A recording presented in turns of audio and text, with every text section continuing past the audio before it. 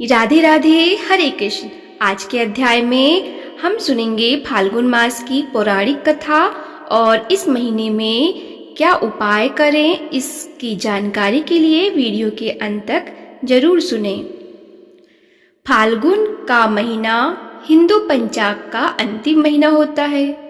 इस मास की पूर्णिमा फाल्गुनी नक्षत्र में होती है, जिस कारण इस महीने का नाम फाल्गुन पड़ा है। इस महीने को आनंद और उल्लास का महीना भी कहा जाता है। इस महीने से धीरे धीरे गर्मी की शुरुआत होती है और सर्दी कम होने लगती है।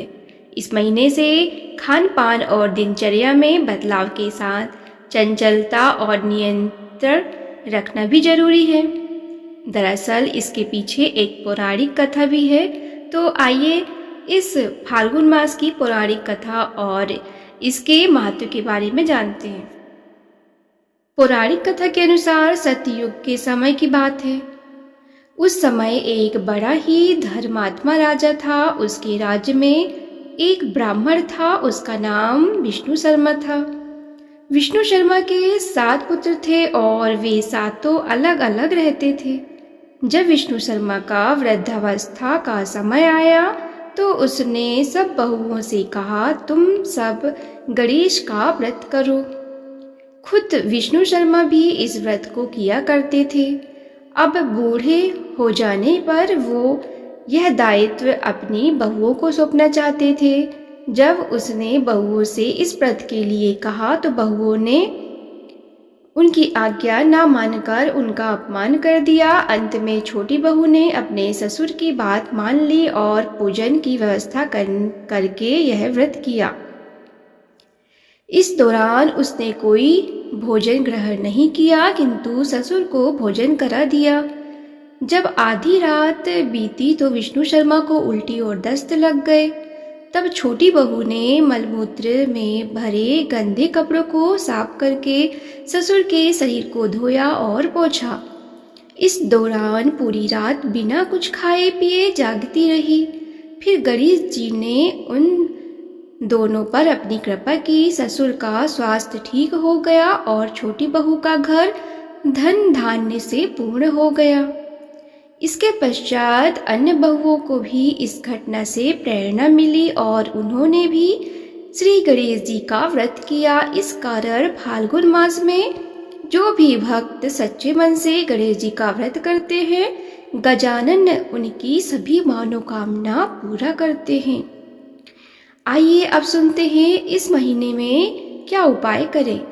अगर क्रोध या चिड़चिड़ाहट की समस्या है तो श्री कृष्ण को पूरे महीने नियमित रूप से अबीर गुलाल अर्पित करें। वही अगर मानसिक अवसाद की समस्या है तो सुगंधित जल से स्नान करें और चंदन की सुगंध का प्रयोग करें। इसके अलावा यदि स्वास्थ्य की समस्या है तो शिव जी को पूरे महीने सफेद चंदन अर्पित करें और आर्थिक समस्या हो तो पूरे महीने माँ लक्ष्मी को गुलाब का इत्र या गुलाब अर्पित करें। पे सुने। श्रीमद् भागवत भगवान की है आरती, पापियों को पाप से है तारती। श्रीमद् भागवत भगवान की है आरती, पापियों को पाप से है तारती। ये अमर ग्रंथ ये मुक्ति पंथ, ये पंचम वेद निराला, नव ज्योति जलाने वाला। ये पंचम वेद निराला, नव ज्योति जलाने वाला। हरि नाम यही हरि धाम यही, हरि नाम यही हरि धाम यही।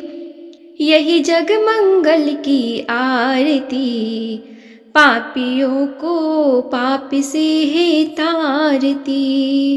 श्रीमद् भागवत भगवान की है आरती, पापियों को पाप से है तारती। ये शांति गीत पावन पुनीत, पापों को मिटाने वाला, हरि दर्श दिखाने वाला, पापों को मिटाने वाला, हरि दर्श दिखाने वाला। यह सुख करनी यह दुख हरनी, यह सुख करनी यह दुख हरनी, श्री मधुसूदन की आरती, पापियों को पाप से है तारती।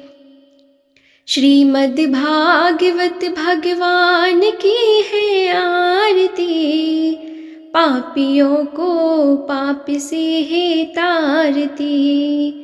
ये मधुर बोल जग फंद खोल, सन्मार्ग दिखाने वाला, बिगड़ी को बनाने वाला, सन्मार्ग दिखाने वाला, बिगड़ी को बनाने वाला।